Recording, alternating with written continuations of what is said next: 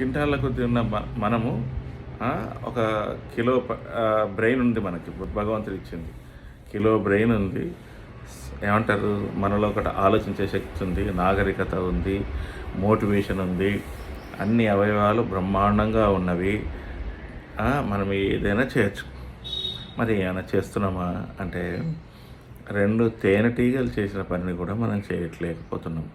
ఈ 2 తేనెటీగలు ఏవైతున్నాయో నన్ను చాలా ఆశ్చర్యపరిచినాయి. ఏం ఆశ్చర్యపరిచినాయి అంటే సంకల్పం. ఒక పనిని అంటే వాటికి ఆ తీపి అది ఏదైతుందో అది తాగడానికి కాను వాటి లోపల సంకల్పం. అవి ఎన్నో ఏమంటారు, కొన్ని లక్షల మొక్కల లోపల ఉండే పువ్వుల లోపల మకరందాన్ని తీసుకుంటూ మంచి సువాసన లేదా స్వచ్ఛమైన తేనెని ఇస్తాయి, మరియు అవి ఆస్వాదిస్తాయి. ఇదంతా పక్కన పెడితే సంకల్పం. ఈ 2 తేనెటీగల్ని చూస్తే నాకు నా లోపల సంకల్పం బలంగా ఒకసారి మళ్ళీ బలపడ్డది.